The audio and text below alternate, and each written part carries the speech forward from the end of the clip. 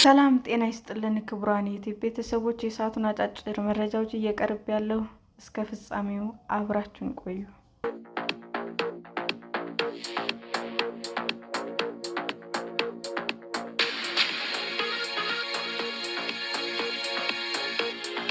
ኢትዮጵያውያን 58 በመቶ በላይ ወጪያቸውን ለምግብ ፍጆታ እንደሚያውሉ ዓለም ባንክ አስታወቀ።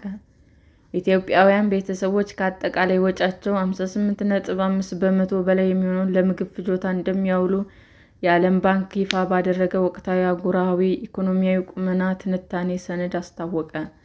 የዓለም ባንክ የአፍሪካ ኢኮኖሚ ቁመናን የተመለከተ ሰነድ በተያዘው ሚያዝያ ወር 2018 ዓ.ም ይፋ ያደረገ ሲሆን የገጠር ቤተሰቦች ጭምር ለሸቀጦች ዋጋ ንረት ተጋላጭ ሆነዋል ብሏል።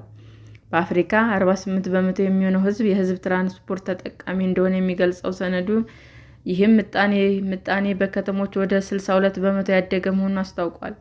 የነዳጅ ዋጋ መጨመር የኑሮ ጫናን በከፍተኛ ሁኔታ ሊያንረው እንደሚችልም አስረድቷል። ከሰሃራ በታች የሚገኙ ሀገሮች እንደ አውሮፓውያን አቆጣጠር በ2026 እድገት 4.1 በመቶ እንደሚሆን የተመላከተ ሲሆን እንደ አውሮፓውያን አቆጣጠር በ2025 ከነበረው ዓመታዊ እድገት ጋር ተመሳሳይ ቢሆንም የማሽቆልቆል ዕድሉ ሰፊ መሆኑን ገልጿል።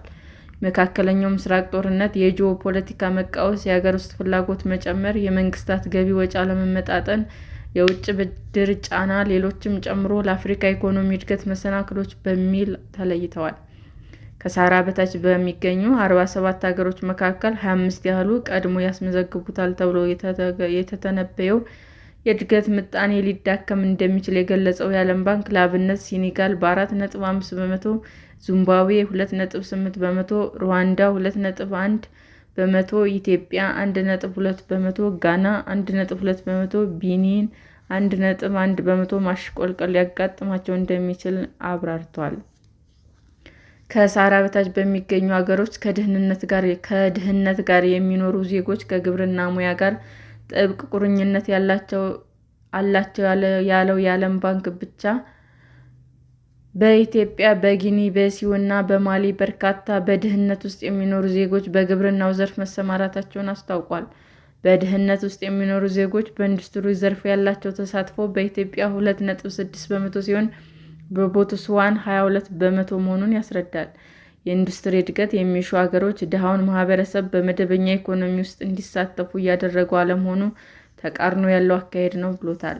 እንደ አውሮፓውያን አቆጣጠር በ2005 የኢትዮጵያ ብር 18 በመቶ፣ የደቡብ ሱዳን ፓውንድ በ15 በመቶ ዋጋ በማጣት ግንባር ቀደም ደካማ መገበያያ ገንዘቦች እንደነበሩ ገልጾ ዋጋቸውም ከዓመት ወደ ዓመት እየወረደ መሆኑን አስታውቋል። የዓለም ባንክ በሰነዱ አንጎላና ደቡብ ሱዳንን በነዳጅ ዘይት ሀብት የታደሉ ሀገሮች ብሎ ሲመድባቸው ቦትስዋና፣ ዲሞክራቲክ ሪፐብሊክ ኮንጎ፣ ዚምባብዌ፣ ናሚቢያ እና ደቡብ አፍሪካ በብረትና በከበሩ ማዕድናት ሀብት የታደሉ ናቸው ብሏል። ኤርትራ፣ ኢትዮጵያ፣ ኬንያ፣ ሩዋንዳ ለሴቶች፣ ቡሩንዲ፣ ሱዳን፣ ሶማሌ እና ሌሎች 11 ሀገሮች ደግሞ በተፈጥሮ ሀብት ያንን ያህል ያልታደሉ ሀገሮች ተብለው ተመድበዋል። ሰላም ጤና ይስጥልን ውድ የዩቲዩብ ቤተሰቦቼ እንዴት ናችሁ?